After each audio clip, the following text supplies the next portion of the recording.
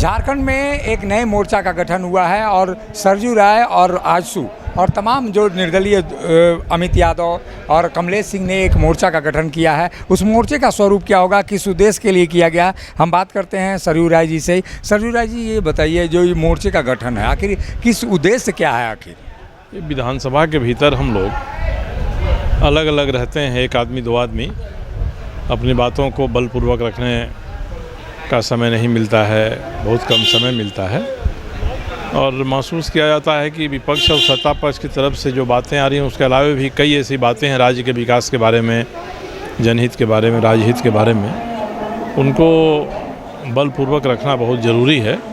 इसलिए एक मोर्चा बना है। हम लोग स्पीकर महोदय से सोमवार को बात करेंगे कि इसको मान्यता देकर और इसकी संख्या के हिसाब से सभी को विधानसभा में समय दें और जो मुद्दे हैं जनहित के, राज्यहित के, विकास के, उन मुद्दों को ही प्राथमिकता पूर्वक रखने का प्रयास हम लोग विधानसभा के बजट सत्र में करेंगे। ऐसा कोई प्रावधान है कि अलग अलग चुनाव लड़के निर्दलीय के रूप में आप लोग चुनाव लड़ा है, उसके बाद कोई मोर्चा का गठन करके उसके बेसिस पे समय देने का ऐसा कोई प्रावधान है संसदीय परंपराओं में?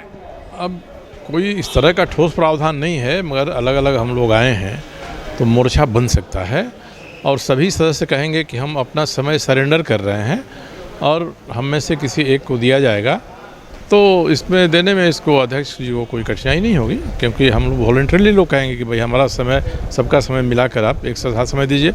साथ ही जो कम संख्या वाला समूह है उनको भी थोड़ा समय अधिक मिलना चाहिए, क्योंकि एक मिनट में कोई अपनी बात कह नहीं पाएगा। ये भी एक कारण है। वाले समय में राज्यसभा चुनाव है, उसको लेकर भी रणनीति होगी क्या अलग? इसके बारे कोई हम लोगों की बात नहीं हुई है। सुदेश महतो जी इस मोर्चा के नेता हैं और अमित कुमार इसके सचेतक दो लोग बनाए गए हैं। यही लोग इसके बारे में बात कहेंगे, जो भी होगा आगे मिल बैठकर विचार करेंगे और बातों को सार्वजनिक रूप से कहना होगा तो वही कहेंगे। लेकिन रणनीति बनेगी राज्यसभा को? नहीं कह सकता हूँ। ये तो जब उन्होंने एक आदमी को नेता तय कर दिया तो उनका काम है कि जो आवश्यक मुद्दे उन पर सबसे विचार करें और निर्णय लें। मोर्चे का नाम क्या होगा? इसका नाम रखा है झारखंड लोकतांत्रिक मोर्चा।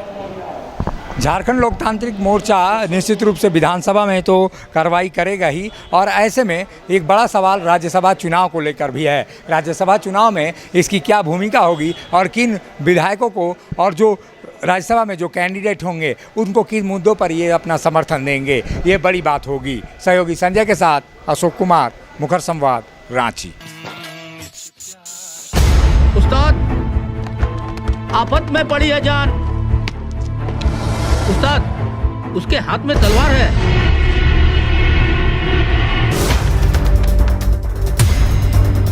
तलवार का मुकाबला पाइप से।